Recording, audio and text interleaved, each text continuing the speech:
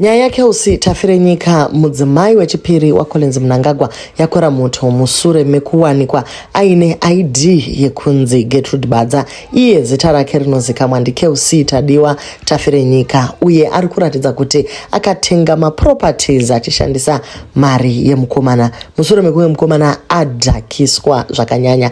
Welcome back to channel. Please don't forget to like and subscribe.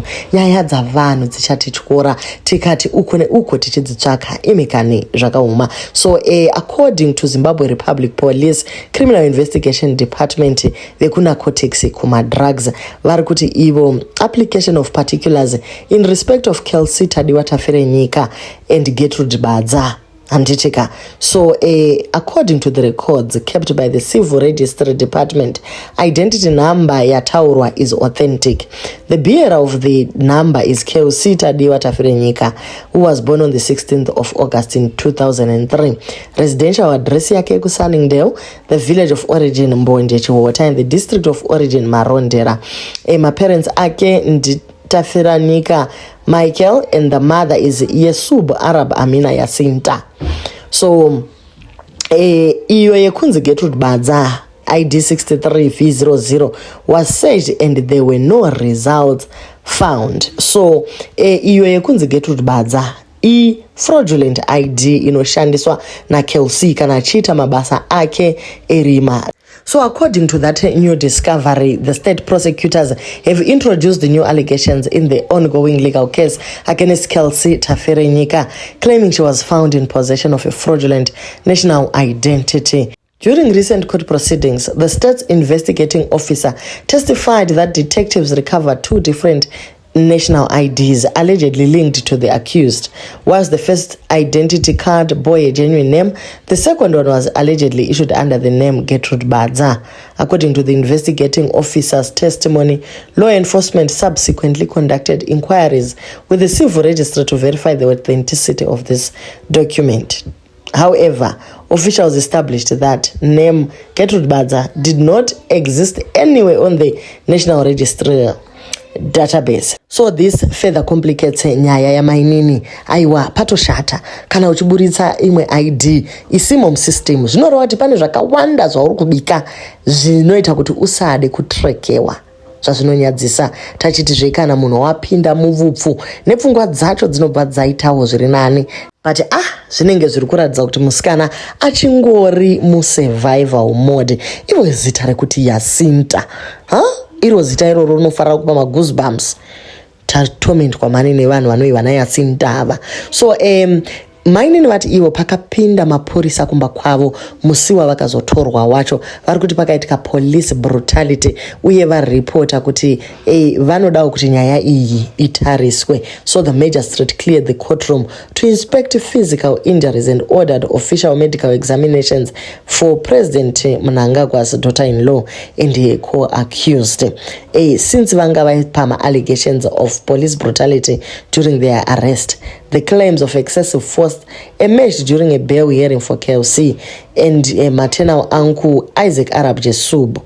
So lawyer ravo Malvin Mapako akaudza koti kuti arresting officers drugs and narcotic unit used violence pavakasvika kumba kwaTafirenyika kuGreystone Park. According to the defense zvakare, Tafirenyika naJesub were heavily beaten, forced to surrender their mobile phones and compelled under duress kusign seizure certificate. The court has ordered kuti Tafirenyika and the co-accused vambonoita medical examined after they raised the complaints about police officers aya. So investigating officer vari kuti hazvina kumboitika zvakadaro, we did not have any assault zvachose. However, after the defense insisted that both defendants bore physical evidence of heavy beatings, magistrate ndopa vakati aiwa vanhu chibudai panze tite zvekutotarira kuti ichokwadi here. So vanzi vainde vanotariswa kuri kuchipatara chaiko kuti zvizikamwe kuti zvakaitika here zvechokwadi kana kuti kwete. So they've been remanded in prison until musuwe Wednesday ndo pachadzoka zvakare kuti vamboita bail hearing yavo. Ari kurumwa musikana, ari kudyiwa nenda ikoko kwaari, asi manetizens ari kuti kana panomboti nyo nekuti musikana aiwaka ngaende kujere dzungu too much nekusvotesa mukadzi wemunhu.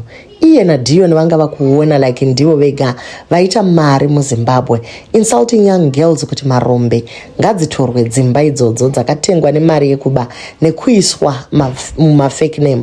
Apa neunjyiri dai vakagotenga 3 imba yamai vavo yake yaDion chete.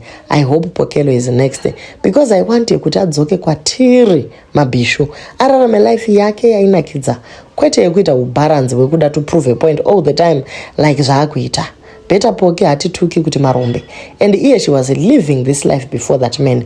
Murume uyu ari kutokanganisa Poke wedu. So ndi vamwe manetizens vari kuti ivo kuclub kwavo ikoko vakazvimirira ivo samabhishu vari kuti vasikana ngavadzoke mumastreets nekuti vanga vanyanyisa kuti vatuka kuti aiwa imimi hamusi kugona kuita madhiri anopinza mari.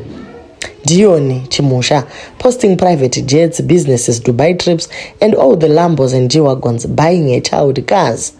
Guys, and vakazodaka kushandisa chisimba chero panyaya dzana Olinda, like they were taking the whole town by storm. Vaskana pakatengerwa maiguru Dion G-Wagon, muskana achimanya neLambogini kuradza kuti guys pavakatsika pakuru.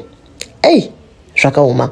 Vamwe vari kuti ndiri kunzwa kufara, takamboganzirwa pano, zvino chava chasara nacho ndiwo ichiko nyashi ine mafokona dzavakandogadzirwa nemari dzavaitorera mukomana kana achinge adhakwa. Mukoma Jimmy Jimalo vari kuti ivo, we as ZANU-PF supporters, we all know kuti madrugs are kubva kupi. The daughter-in-law of first family, people who are close to the family, and the daughters and sons of the family, and daughters and sons-in-law of top ZANU-PF, vanopiwa ma diplomatic passport, and they bring zvinhu from Mexico and other countries. They are not searched at airports because of diplomatic passports. I can give you a list of people with diplomatic passport but do not work in Zimbabwean government. For example, vamwe vane diplomatic passports ndi Kimberly Richards na Ja Prezer's wife, and I have more names. Just inbox me mopiwa mazita aya. So ndo zvavari kutaura, vari kuti ivavava vane red passport ndo vari kupinza zvinhu izvi. Manetizens ari kuuya nenyaya dzinotyisa dzakawanda. Vamwe vakati I agree with him. Munin'ina waPokelo akambobatwa aine koko but akaburitswa kune maChina vaye vakabatwa futi vakabhadhariswa ma150 fine. Mapurisa vakavasunga vakapinda pama1. Amai avo zvarwadza nekuti vana vavo vakuitwa mazombi nemadrugs. Ngavatangire kuvanhu vane madiplomatic passport. Dhama taurai vakawandisa vari kudistributa muZimbabwe. Vamwewo ndokuti I also suspect Chapi Piri. I remember someone achitendera nawo Auxilia, hanzi they go under church ivo vachitopusha maworks. Apo anenge achiti I can't go against the government because ndinoshanda kuprison. A lot of these church people have sold their souls for pennies for her hands minerals. And remember Mambo Duterere as well, aigara akaexposwa kumafira kureva kuti anotengesa youth pageto. Mukadzi wacho, she also sold that guy a fake car achishandisa zita ra Auxilia. I was like an ordinary citizen. Hangaita chivindi to mention mai vaya without it being somewhat true. I believe this. At least ivo vanokwanisa kuendesa vana vavo kurehab okutoitirwa rehab mumba mavo. They can pay. What about that poor family out there?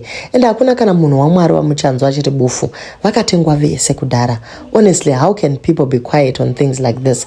Zimbabwe matidiko. American dollar ratiri kushandisa is the main problem. That's why they are doing totally nothing kuti tiitewo yedu mari, and we are still quiet inga zvakaoma. So guys, nekuzungaira kwakaita mazimba pana anombosimudza musoro here.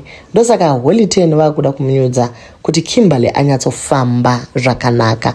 Masentiments emanetizens akasiyana guys pa diplomatic passport ini ndingaidawo inowanikwa seiko guys. Kana pana ne connection aiwa ndilinge ina handizofambe hangu nezvinodhakazve but ndiye ndongofamba kane red passport ndichingoti uko neuko zvese zvinobva zvangoita bolato aiwa zvakaoma. Regai tione zvana Gertrude Badza vachapabuda here apa, nekuti kana watsika madomasi evakuru aiwa pachachemwa igore kungangurwa chete.